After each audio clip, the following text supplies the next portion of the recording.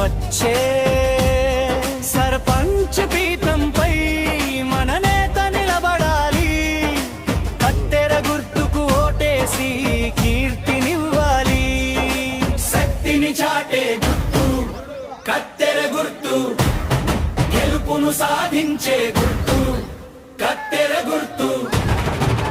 గుర్తు గుర్తుంచుకో, కత్తెర గుర్తుంచుకో. కాంగ్రెస్ పార్టీకి నీ భవిష్యత్తును తెలుపుకో. గుర్తు గుర్తుంచుకో, కత్తెర గుర్తుంచుకో. విజయ కేతనం ఊరంతా ఎగరేలా చూసుకో.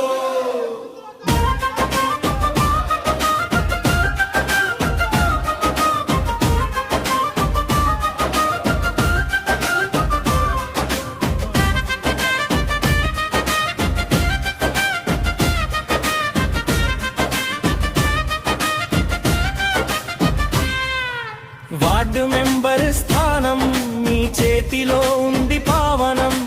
మాటలు కాదు మనం చేస్తాం అభివృద్ధి పయనం. మాట నిలబెట్టే మంచి నాయకుడికి తోడుగా ఉండు.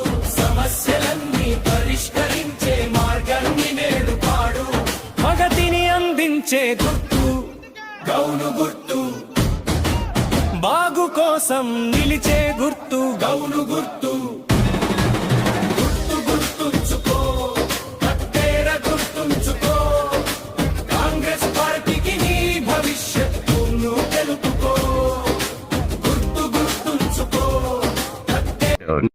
మధిరల మండల వర్కింగ్ ప్రెసిడెంట్ కాంగ్రెస్. మాకు 10 సంవత్సరాల టీఆర్ఎస్ గవర్నమెంట్ లో మా ఊరికి ఇంతవరకు ఒక్క ఇల్లు అనేది రాలేదు. మా గవర్నమెంట్ రాగానే మా ఊరికి 25 ఇల్లు శాంక్షన్ అయినాయి.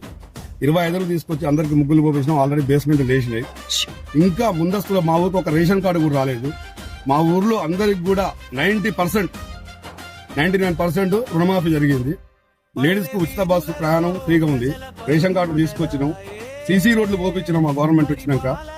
ఇంకా సన్నబియ్యం ప్లస్ మళ్ళా మా ఎమ్మెల్యే గారి కాడికి పోయి మినిస్టర్ గారి కాడికి పోయి కూడా ఇంకా సీసీ రోడ్లు తీసుకురావడానికైనా గవర్నమెంట్ హాస్పిటల్ వచ్చింది మా ఊరికి. అది కట్టుకోవడానికి కూడా మేము ముందుగా దాన్ని ప్లాన్ చేసినాం. అది కూడా కట్టడానికి ఎలక్షన్ల కోడ్ పడ్డది. దానికోసం ఆగినాం.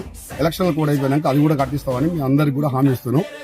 ప్రత్యేకంగా మక్కా వీరన్న ఇది జనరల్ సీటు.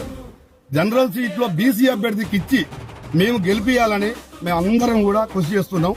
ఊరు ప్రజలందరూ కూడా ఆలోచించి ఎక్కడనో హైదరాబాద్ లో సాఫ్ట్వేర్ చేసుకుంటూ తీసుకొచ్చి ఇక్కడ పెట్టిర్రు.